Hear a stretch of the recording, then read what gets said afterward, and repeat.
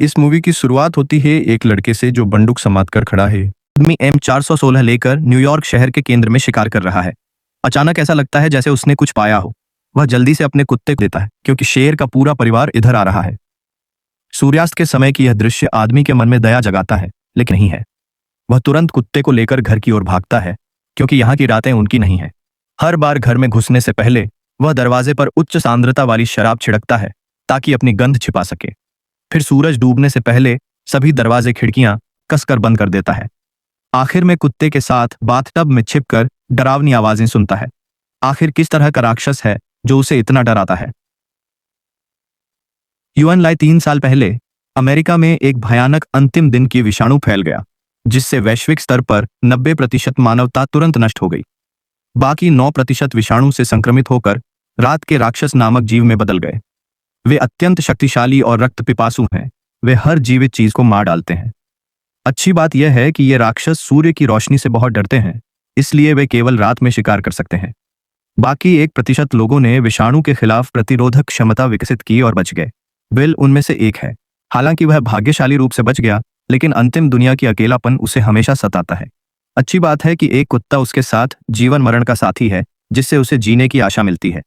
चूंकि विल के पास कुछ चिकित्सा ज्ञान है, वह हमेशा चूहों पर प्रयोग करता रहता है, उम्मीद करता है कि एक दिन विषाणु का इलाज विकसित कर लेगा।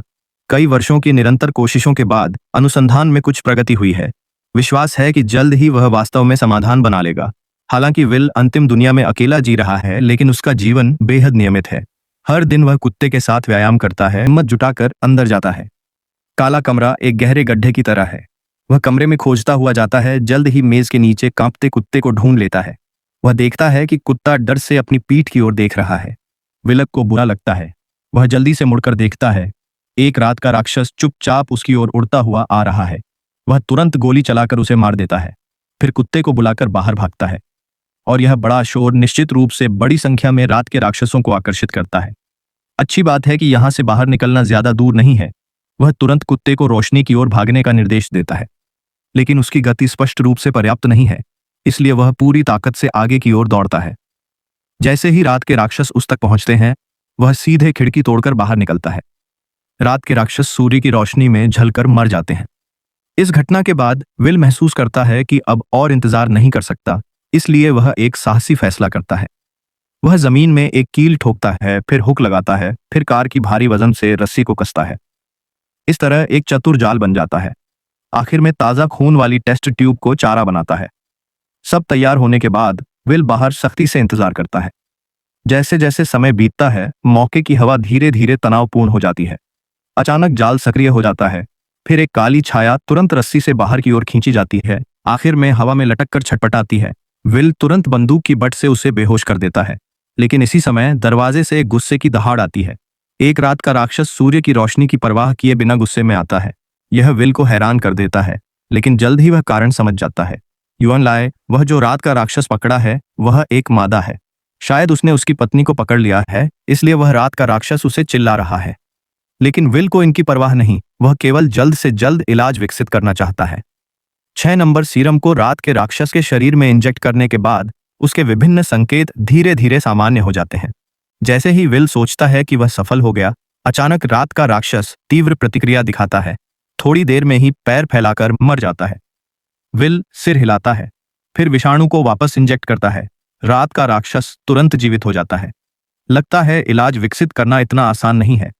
3 साल पहले एक भयानक विषाणु फैला। संक्रमित लोग सब लाश जैसे राक्षस में बदल गए। चूंकि वे सूर्य से डरते हैं, इसलिए उन्हें रात के राक्षस नाम दिया गया। न्यूयॉर्क शहर के एकमात्र बचे हुए के रूप में विल हमेशा विषाणु का इलाज विकसित करना चाहता है, इसलिए वह रात के राक्षसों को पकड़कर प्रयोग करता है। हालांकि वह कभी नहीं सोचा कि इस मादा रात के राक्षस को पकड़ने से उसे मौत की आपदा आ सकती है। आज विल और कुत्ता साथ बाहर सामग्री ढूंढने गए। सोचा कि हमेशा की तरह अकेला दिन होगा, लेकिन एक द्वीप के मुंह से गुजरते समय विल को कुछ गड़बड़ लगता है। एक परिचित छाया ने उसका ध्यान आकर्षित किया। वह जल्दी से कार मोड़ता है, फिर पुल की ओर जाता है। इस बार वह बहुत स्पष्ट देखता है। मूल रूप से सुपरमार्केट के दरवाजे पर होना चाहिए वाला डमी अजीब ढंग से यहां स्थानांतरित हो गया है। विल महसूस करता है कि इसमें धोखा है। M4 उठाकर तेजी से गोली चलाता है। डमी मौके पर छलनी हो जाता है। देखकर कि डुआई फैंग पहले ही मर चुका है, वह आगे जांच करने जाता है। हालांकि दुर्घटना इसी समय होती है, कार की गुरुत्वाकर्षण उसे तुरंत हवा में लटका देती है। इससे भी बदतर, सिर पर तीव्र टक्कर से विल मौके पर बेहोश हो जाता है।